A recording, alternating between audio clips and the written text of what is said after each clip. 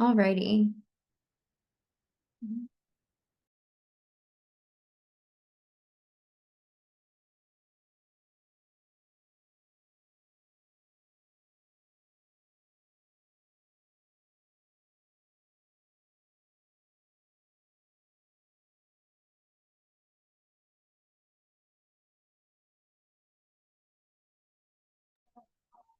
Alrighty. Thanks, folks, for bearing with me for a moment there. Um, Thank you, everybody, for being with us this afternoon. The Virginia Governor's Conference on Aging webinar series is generously sponsored by Virginia Housing. It is held every fourth Tuesday from 1 to 2 p.m. I will share in the chat momentarily a link to our website page where you can learn more about the webinar series as a whole and any upcoming um, webinars that are already set. And you can also add a calendar, a webinar calendar to your own calendar so that you can have those lined up in your schedule. So today I'm pleased to present that we have Alyson Scullin and Amanda Qadado to present collaborative efforts to improve cancer prevention and treatment in Virginia. Alyson Scullin is the program coordinator of the Cancer Action Coalition of Virginia, and Amanda Qadado is the comprehensive cancer control coordinator with the Virginia Department of Health. Just a couple of quick logistical items. We really do encourage questions, but please submit your questions through the Q&A box as opposed to the chat box. That will just help us keep track of all inquiries. But if there's ever an opportunity to answer an open-ended response, feel free to put that in the chat. Or if you have any tech questions or questions about the webinar series, feel free to direct message me. And then during the Q&A portion, feel free to use the raise hand feature if you would prefer to ask your question out loud. I would then unmute you and your video would populate on the screen. But again, throughout the webinar, feel free to drop your questions in the Q&A. I'm sure you were notified on your screen that this webinar is being recorded. It will be shared to the VGCOA YouTube page in the next couple of days, where you can also find all of the past recorded webinars in the series. I think that about covers it. I will drop some of those links that I mentioned, including to the YouTube channel in the chat in just a moment. But I will hand it over to Alyson and Amanda, who I'm really grateful for being with us this afternoon. And thank you to our attendees for joining us.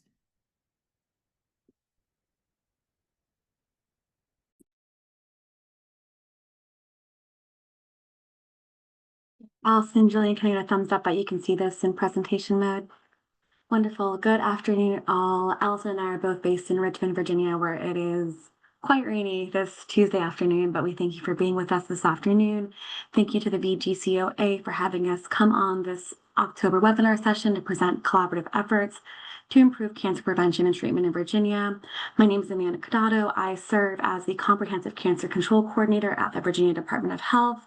You'll hear us call it Comp Cancer for shorthand, but Comp Cancer is a CDC-led and funded program that supports its recipient, in this case VDH, to support the statewide cancer coalition, that being the Cancer Action Coalition of Virginia, in collaboration and implementation of Virginia's cancer plan. Every state across the nation is tasked with developing a 5 to 10 year cancer plan. We'll go into more detail about Virginia's cancer plan throughout these slides, but it's really a strong collaborative effort between VDH and the Cancer Action Coalition of Virginia, or CACV, as you'll hear us refer to it many times in this presentation. I'm joined today by Alyson Scullin, who is the program coordinator for the Cancer Action Coalition of Virginia. So a few learning objectives that we're going to cover in this next hour: reviewing screenable cancers and current recommendations for those screenable cancers, acknowledging how cancer is a chronic condition, highlighting ways to improve quality of life for survivors, and ultimately really spending a lot of time discussing how we can all have our own roles in reducing the burden of cancer for all Virginians. The Virginia Cancer Plan really is a comprehensive plan. I hate to use that word too much, but it really covers all cancers and all stages through the cancer care continuum, from prevention efforts, early detection, treatment, and through palliative care and survivorship. So it's a really front to end, well-rounded, plan for addressing cancer in Virginia. So the relationship of cancer and aging, you'll hear us talk through, and relatively common enough knowledge that aging itself is identified as a risk factor for many adult cancers, really attributing this to the increased likelihood of genetic mutations that just kind of inherently come with cellular aging processes and damaging cell damages that happen in cells within the aging process. There is emerging evidence that indicates a bidirectional relationship between cancer and aging, and that aging accelerates cancer, but then cancer treatment also accelerates aging. So this image on the right that we've pulled from the Division of Cancer Control and Population Sciences really just kind of shows that bidirectional nature of the arrows going both ways of the relationship between cancer and aging. I'm going to go through a couple of data slides because we always really like to use data to really inform our context of when we deliver these kinds of presentations. So what I have here on this slide is what is available on our public VDH website. Our dashboards were just updated, so this is really new data. This is the top 10 cancers by incidence being number of cases of new cancer diagnoses. You'll see the date range goes from 2018 to 2022, even though I just stated that this is, the most up-to-date data. It really takes about 2 to 3 years for QA to collect, to comb through, and to really synthesize the data in a way that can be presented and streamlined through that. So that's why you'll see some gaps between the end of the incidence period and where we are currently in 2025. You'll see that female breast incidence is the top. Cancer incidences is across both male and female sex, all races, all ethnicities. And then going down the list, I won't read them all to you, but just a visual to kind of highlight where all cancers fall between the top 10 for Virginia's cancer incidence. Moving along, the same kind of graph, but with mortality. This is the number of deaths attributed to cancer. Mortality data is a little bit easier to synthesize than incidence data, so that's why you have that on a different time period of 2019 to 2023. But again, you see that even though female breast was number 1 for incidence, it drops down to number 3 with lung and bronchial cancers being the number 1 cancer that shows cancer mortality across Virginia. So lung and bronchus, prostate, female breast, colorectal, and you'll see a couple more below. Acknowledging as we go into the next slide that talks about screenable cancers, that at least the top 4 of these are within the 5 screenable cancers, to really emphasize the importance of early detection of these cancers to prevent mortality and the burden of cancer overall. So as a quick overview, screenable cancers are types of cancers that can be detected early through specific screening tests, which can significantly improve treatment outcomes and survival rates. So the current screenable cancers include, you'll see all of these represented on the previous 2 slides, that being breast cancer, cervical, colorectal, lung, and prostate cancer. And to kind of put the context of age into this, we have 2 graphs on the right. I know that they're pretty small, so I'll do my best to kind of, because the imagery is the same throughout. The graph on the left identifies all cancers, and the graph on the right is siloed out by those 5 screenable cancers. The age ranges at the bottom start at 45 to 49, 50 to 54, and go up in 5-year installments until we get to the 85 plus in here. So as you can see, the relationship as aging increases, so does the incidence of cancers, whether it's all cancers or screenable cancers. We see very similar trends between the increase and the slight drop off towards the 80 range. I think that also speaks to on the next slide when we dive into the screening criteria and where some of those ages start and begin to be able to detect these screenable cancers. So in this slide, and of course, as with all the other VGCOA webinars, you'll received a copy of these slides afterwards, so you'll be able to really reference these. These are pulled directly from the United States Preventive Services Task Force. The USPSTF serves as an entity that is able to give gradings of recommendations of cancer screenings. This helps drive insurance reimbursement. This helps drive screening guidelines overall. So really a trusted source in cancer prevention and early detection. So for breast cancer, the recommendation starts at age 40 and goes up to 74 with a mammogram every 2 years.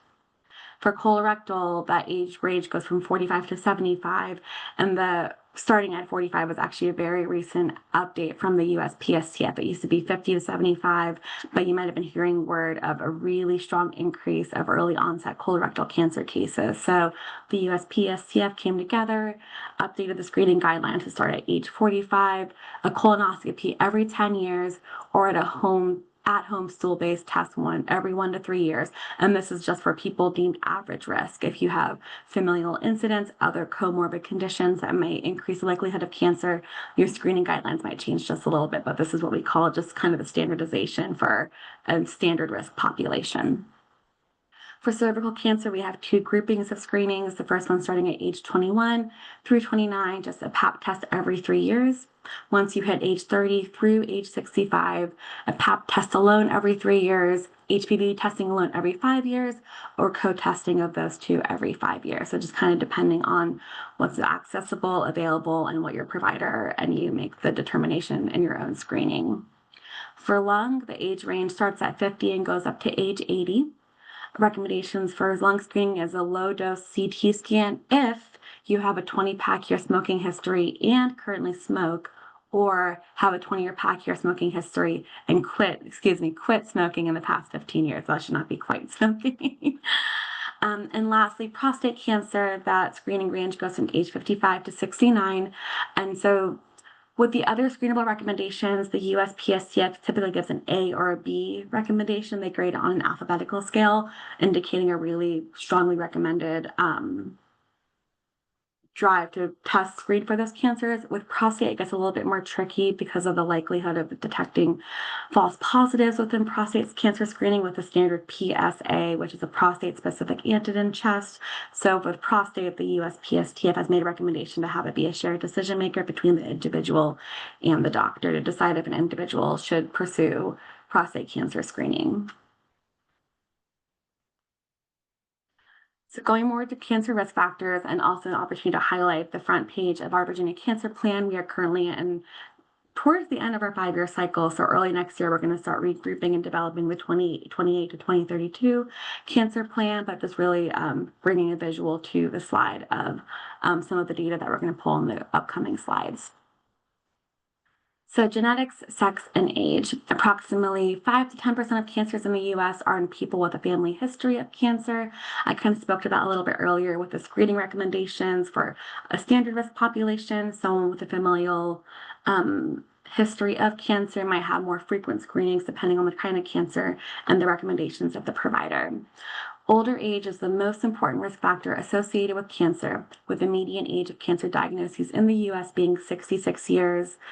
But really also emphasizing that we are seeing more and more increases in rates of early onset cancer in younger and younger populations. So I think in the next years coming, we're going to see a lot of those screening guidelines even shift to lower age years.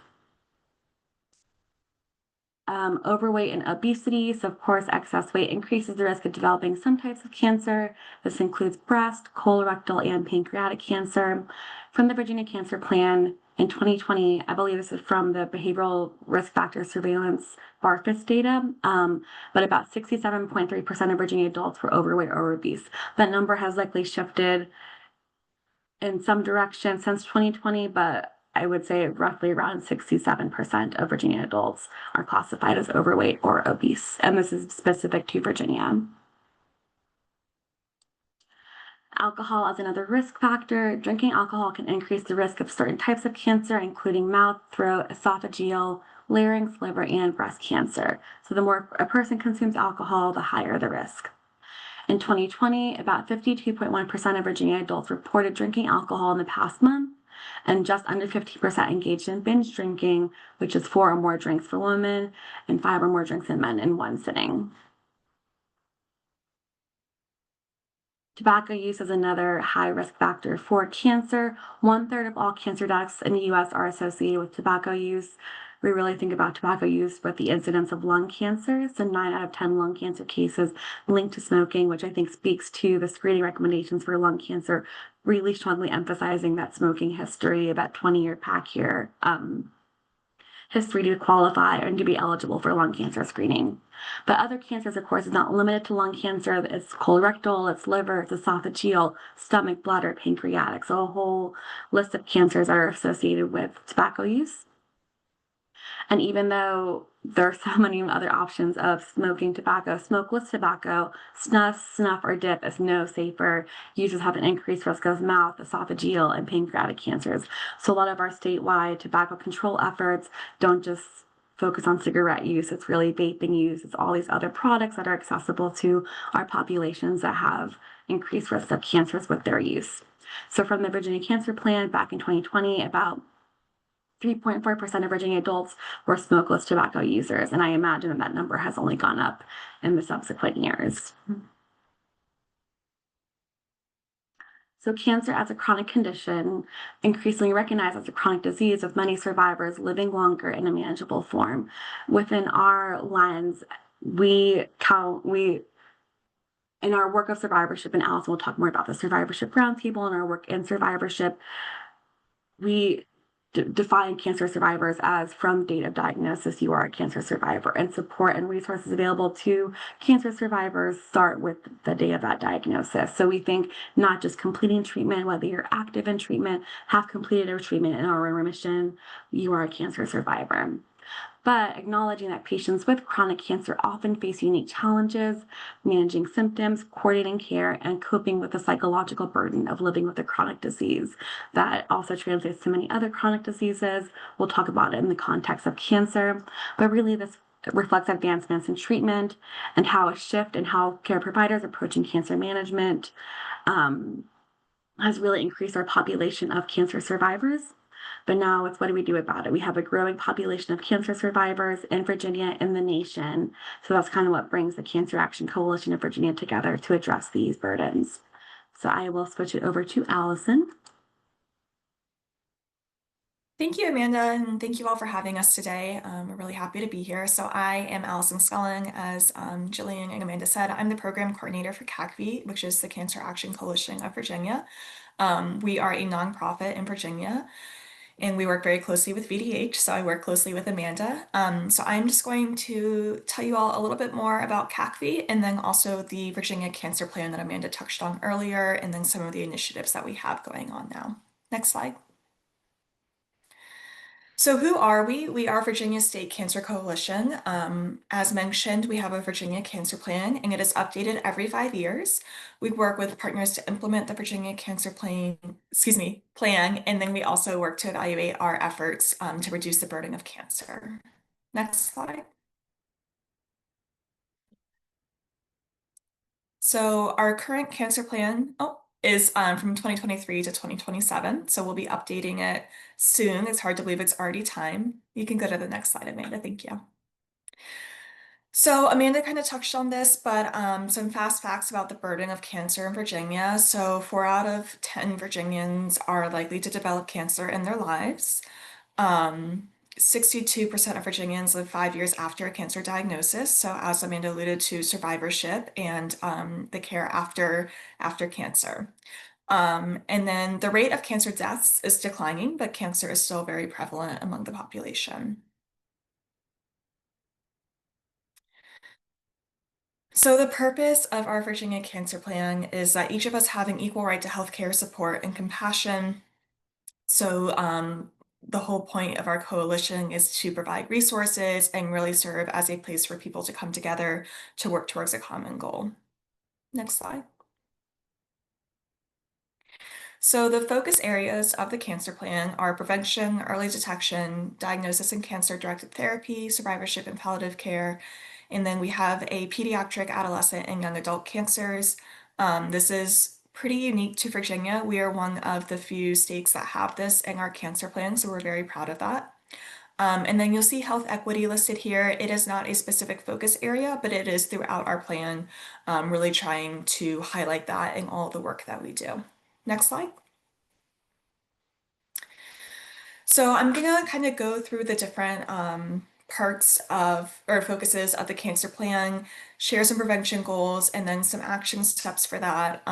You'll be getting these slides, so I'm not going to read through all of them to bore you with the details, but I wanted to include all that information on there in case you wanted to read more. Also, I don't think I was mentioning yet, our Virginia Cancer Plan is available to anybody. It is located on our website. You're able to download it.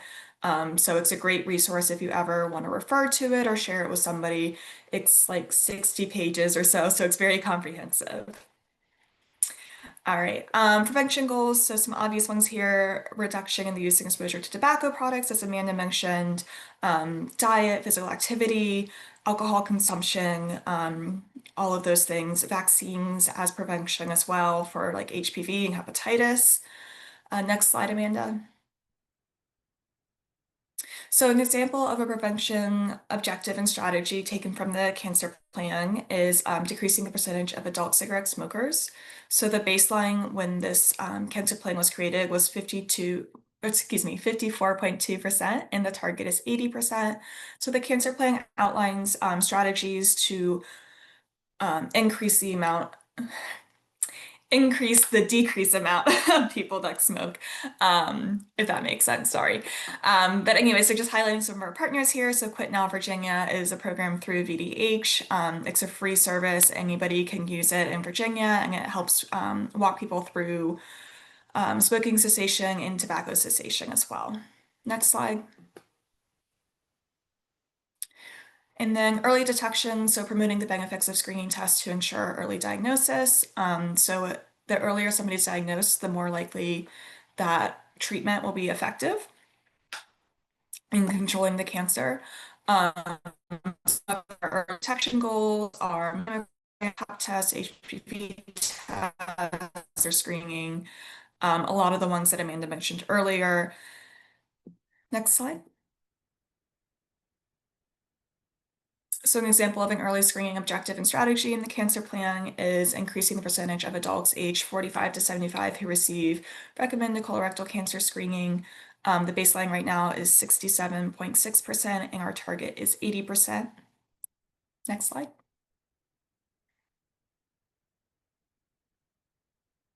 So diagnosis and cancer-directed therapy is reducing the barriers to care, promoting evidence-based practices, and encouraging participation in clinical trials.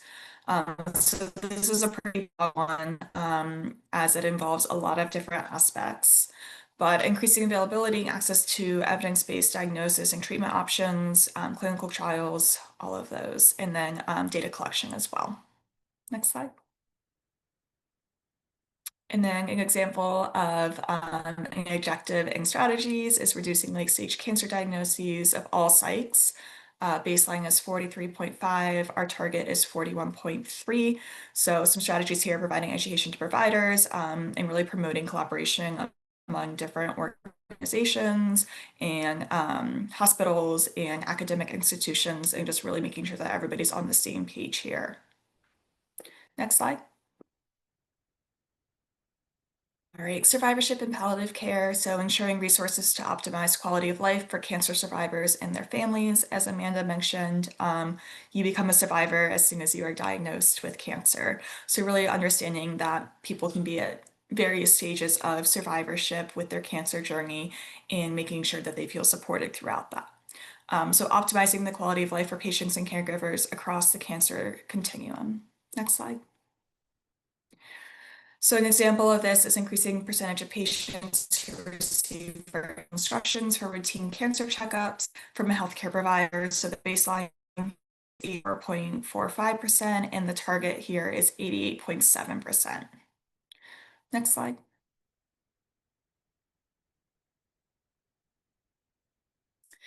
All right, and then pediatric, adolescent, and young adult cancer. So this is one of our newer additions to the cancer plan. As I said, Virginia is one of the few that includes this in their cancer plan, so we're very proud of that. But really working to improve access to care for pediatric and adolescent and young adult cancers, including improving long-term follow-up care, survivorship throughout their life, improving support systems, and then just awareness of palliative strategies as well. Next slide. So we don't have a whole lot of data here because, as you can probably guess, the numbers are pretty small here, but still very important. So our cancer plan outlines potential objectives and strategies that we would like to monitor in the future. So, for example, pediatric cancer treatment centers will have a policy providing collaboration between medical oncology and pediatric oncology for adolescent and young adult patients. We don't currently have data on this, but we are hoping to collect it in the future. Next slide. So as I mentioned earlier, health equity is not a specific section of our cancer plan, but it is written throughout. So we address LGBTQIA plus issues, Black and Hispanic and Latino populations. And then we also highlight some of the things that impact rural communities, specifically in the Southwest Virginia. Next slide. So that was a lot of information, and as I said, it's like 50 pages, so it's even more detailed than that. That was just a snapshot of some of the things that we cover in there, and it may feel daunting, but where do we start? So we have implementation teams through CACV. You can read them all here, and I'll go through them quickly. Focused on specific types of cancer or issues, and we work in those groups to try to target those specific goals and strategies that are outlined in the cancer plan. So you can go to the next slide. So first up is our Virginia Colorectal Cancer Roundtable. We have probably about 60 people that are part of this throughout Virginia, physicians, nurses, healthcare professionals, other people from nonprofits, community organizations, students, residents. It's a wide variety. It's open to anybody who is interested in joining. Anybody that has a passion for colorectal cancer is welcome to join. So recently, I just wanted to highlight something that we had come out with. So VCCRT created a resource tool detailing the changes that went into effect at the beginning of this year in regards to no-cost coverage for our follow-up colonoscopy after positive stool-based tests. So a lot of the work our roundtables do is around education and making sure that people are aware of the changing things. So this is something that came out at the beginning of this year. And all of these are available on our website if this would be beneficial to you, or please feel free to reach out to me and I'm happy to share them with you. Next slide. All right, and then our Virginia HPV Immunization Task Force, something we've been focusing on a lot this past year is our HPV Dental Toolkit. A lot of times when people think of HPV, they think of cervical cancer, but it can also cause oral cancer as well, or mouth cancer, which is the most common form of head and neck cancer and typically affects people age 60 and older. As we know now, the HPV vaccine can prevent some of these cancers, and it is recommended for everyone up to the age of 26, and then shared decision making with a doctor after that. So while the aging population may not be eligible for a vaccine, they can always speak to the younger generations, so either their children or their grandchildren, about the importance of the vaccine and letting them know that it is an option, and then also being aware of oral cancer and some of the risk factors there, and just getting those regular checkups by a dentist. Next slide. So our breast cancer roundtable, the project we've been working on this year is our mobile mammography unit map. So we have outlined with the help of VH all mobile units in Virginia and the counties and cities served by these mobile units. So if somebody is not able to attend a like a brick and mortar, they can reach out to these units and they will come to them, or they'll let them know which areas they'll be in, so people have more access to mammograms. So we're excited about that. Next slide. And then our Virginia Cancer Patient Navigator Network is a really robust organization. They are also part of AONM Plus, which is just the overall navigator network of the US. So this is a place for all of our navigators to come together. They don't necessarily have to be nurses, they're just anybody that navigates cancer. So we have social workers, community health workers, nurses, obviously, and a lot of others throughout the state that just come together and share best practices. And really advocate for a patient navigator's role within the interdisciplinary team. And just sharing, like I said, best practices and creating that network for them to reach out to others, because we're all in it for the same reason. We all want to get people the best care possible. So just really having those resources available. Next slide. All right, and then speaking of resources for our Virginia Cancer Survivorship Roundtable, we have a Cancer Survivorship Resource Directory, which is updated quarterly. This is also in partnership with VDH. So if you go to our website, Again, these will all be shared, and it looks like Jillian put it in the chat as well. But we have an interactive survivorship resource guide on our website where you can pick local, state, or national resources and see like support groups and all sorts of things that may be beneficial to people who are going through survivorship and also their care providers. So that's a really great resource. Also, if anybody has any resources that they don't see that are on there, we are always updating this. It is a living document, so please share those with us. We would love to highlight those. Next slide. All right, and then our lung cancer roundtable. So earlier I mentioned the quit line. I will say we work very closely with them, and during the summer there was a chance that they would lose their funding because it is federal funding. Virginia is either the only or one of few states that does not receive any state funding for tobacco programs. So just really making sure that people know that this resource is available, it's free, and it's really impactful for people. Next slide. So hopefully, as you can see, everybody has a role in the cancer plan, whether you realize you're doing it or not. It's so broad and all-encompassing that we have people, like I said, from other nonprofits, we have advocates, we have survivors, we have nurses, physicians, doctors, a wide spectrum of people, and everything that people are working towards in regards to cancer goes towards implementing the cancer plan. Next slide. Also on our website, in collaboration with VDH, we have a tracking progress evaluation dashboard. So this has all the metrics from the cancer plan and is updated as the information becomes available.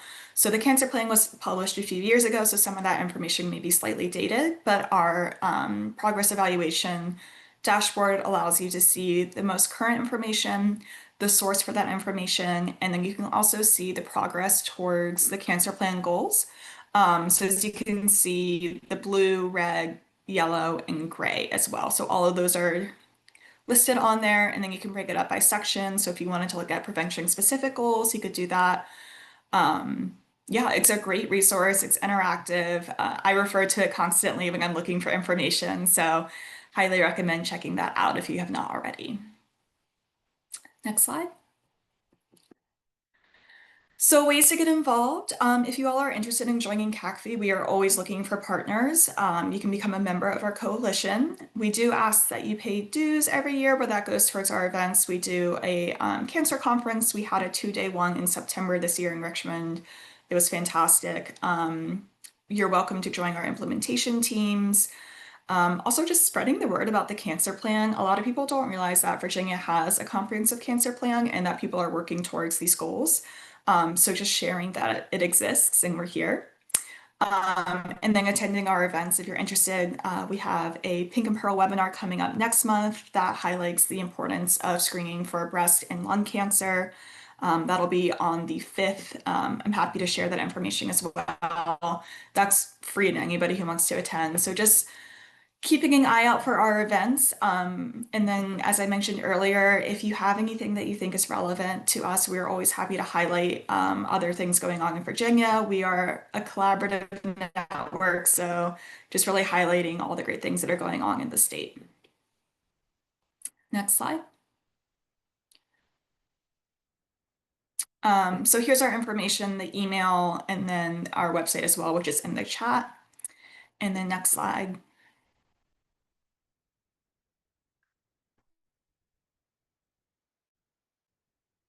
And then just some additional resources that I thought might be helpful for everybody. So the cessation that I shared, the Comprehensive Cancer Control, so that's VDH's website. These flyers are taken from there. So 7 steps to prevent cancer and cancer screening can save lives.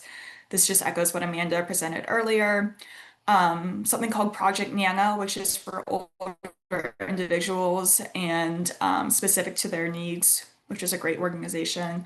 And then ACS, I would say, is like the leader in information for cancer. They have so many resources, different roundtables, just a wealth of information if you need more. And I think that is all. Is that the last slide? Yep. Okay. Great. So we have some time for questions or comments if anybody has any. We'd love to hear from you. Thank you so much, Allison and Amanda. Attendees, I mean, I have a few questions lined up, but attendees, feel free to submit your questions in the Q&A box. I know our speakers are open to a discussion. So something that I jotted down as you were speaking, you had touched a little bit, excuse me, on equity and barriers in that regard. Are there any other barriers to spreading awareness about screenings, for example, or any other like trends of barriers? I'm thinking, for example, a lot of our attendees of this webinar series, not all of them, but a good number of them work for triple A's, and some are from rural parts of the state, and transportation can certainly throw, or access to transportation can certainly throw a wrench in services. So could you speak a little bit more on barriers that you see in your line of work? Yeah, Jump Amanda, in do you want for- to take that one or would you like? Sure. So I always come back to the social determinants of health framework and kind of the barriers that are listed on there. I think when Alyson presented on the mobile mammography map, the state of Virginia, that's such like a tangible example of barriers that exist in transportation to get to medical appointments. But you even have mobile mammography that can go to the location. The location is not statewide coverage. That map had a good amount of gray areas that indicated areas that mobile services do not currently travel to. I'll say the bands don't travel to. So I think education, transportation, and also just the common, like, if there's a lot of work being done specifically at VCU in their survivorship program through food as medicine initiatives, because if your basic needs of food nutrition are not being met, your likelihood to go through with your cancer like treatment, if you are have a cancer diagnosis, is going to be hindered if you don't have those housing needs, those financial needs, those food nutrition needs. So that's where I would refer to the survivorship directory. It highlights national, statewide, and local resources. I know the psychosocial also mentioned support groups, but also there's a wing of it that's financial resources. So financial resources, whether that's tangible money, support and transportation assistance, just programs that help offset some of the costs of what can be very expensive cancer diagnoses. But especially in Southwest Virginia, we do obviously see a lot of those barriers highlighted just in the rurality of the area. So we're doing really like intentional prioritized initiatives in those areas that help support some of those, addressing some of those barriers. Alyson, anything to add to that? I'll just kind of build off of that, highlighting our colorectal cancer program. So we are actually doing a grant with the town of Christiansburg now to incentivize getting a test for colorectal cancer and then the colonoscopy for follow-up. So just kind of eliminating, because colonoscopies can, with prepping everything, take a few days. So people have to take off work, they have to travel. It can be a real barrier for many reasons. So just encouraging getting a stool sample test and then doing a follow-up colonoscopy, just things like that, finding different ways that reduces the burden on people. And then speaking of rural cancer, ACS just came out with a rural health guidebook for colorectal cancer as well, which I'm happy to share. It's a great resource, especially for rural communities. You may think, well, I know I touched on the mobile mammography, but some of the work of that work group under the Virginia Breast Cancer Roundtable is not just to do the mapping and show where the gaps are, but that group is really tasked with working on advocacy to increase the coverage, to be able to have Virginia be all orange on this map, to ensure statewide coverage so anyone in any locality knows that there's going to be a mobile MAM unit coming within a small radius of them. So it's not just showing where the gaps are, but what are we going to do with the data that we have? And so that group is tasked with a more advocacy element, which speaks to, I know Alyson had mentioned one of the committees in the work groups is an advocacy and policy committee. So leveraging the resources and the expertise of those individuals to see how we can expand coverage on a statewide level. Thank you very much. Something else that I was thinking about, and you've provided a great overview and examples of some of the ways to spread awareness. But for some of our organizations that are online with us today, and the representatives from these groups, um, are there any ways in which, spreading awareness, and growing partnerships with these groups, are there any ways in which you may be able to fit in, for example, ways to spread awareness through existing programs that are providing a different service, that are, home-based care that's providing a different service that can be a touch point for information from your group? And maybe those are existing, partnerships, but or any areas of opportunity for these groups that might be of interest. Yeah, absolutely. I'm happy to answer this, and Amanda, and then chime in if you have any other thoughts. But we try to think outside the box all the time because, like we said, people are already doing this work. They may not realize that they're doing this work, but everybody is talking, and cancer has impacted everybody. So a really interesting program that we have supported is in Hampton, Virginia. For prostate cancer, is that there's a group of barbers who speak to their patients about prostate cancer screening and how to talk to their doctor and kind of, getting over the uncomfortableness of talking about health issues. So just encouraging that, and we are part of their collaborative, and we join their calls and just keep in touch with them and really show them our support. So that's been a really interesting initiative to follow.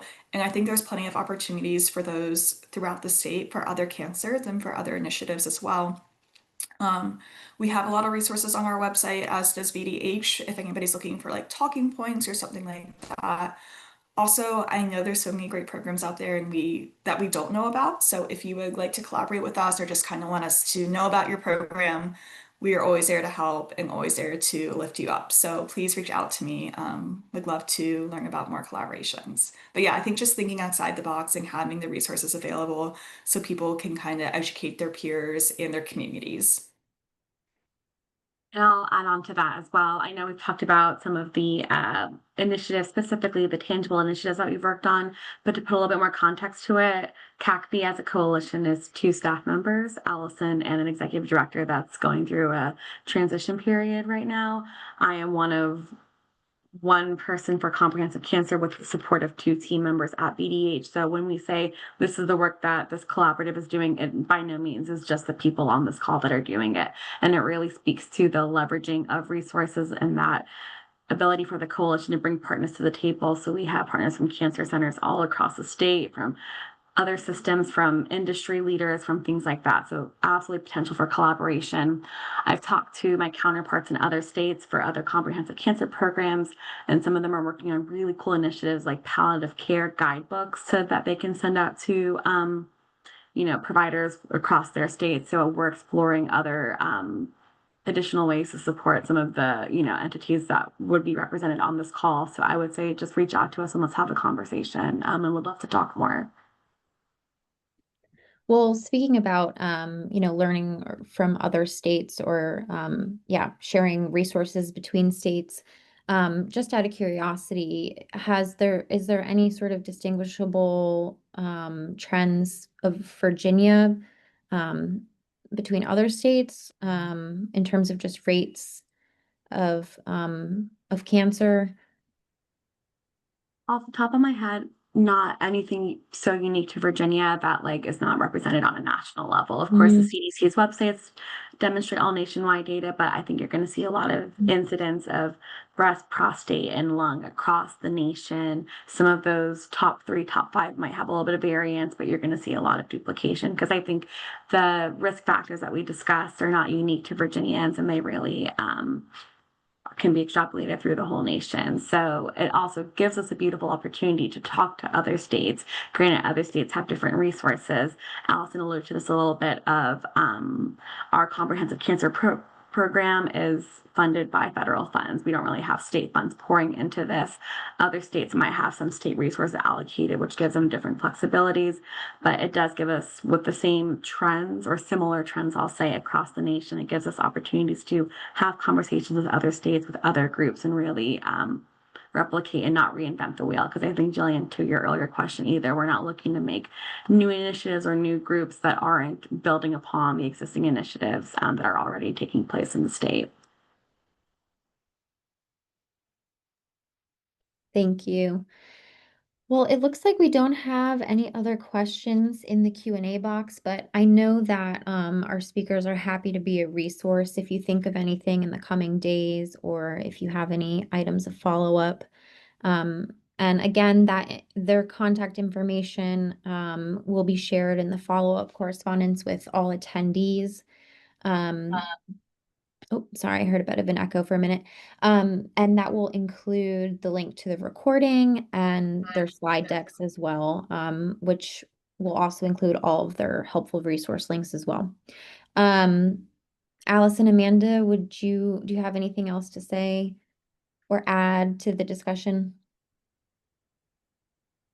And nothing on my end, just really hope that we would love to hear more from you. We really appreciate this opportunity just to educate on Virginia's cancer plan, some of the work we're doing, and to really emphasize that it is a comprehensive from start to end. So much potential for collaboration across the cancer care continuum, across the state, just across so many continuums that we can address these burdens.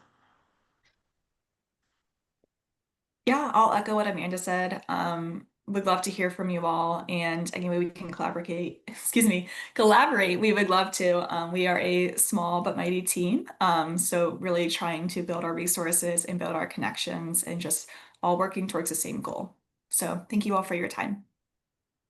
Thank you so much. I appreciate you being on and sharing your really important work. And a few thank yous are coming in from folks online. So thank you to them for joining us as well.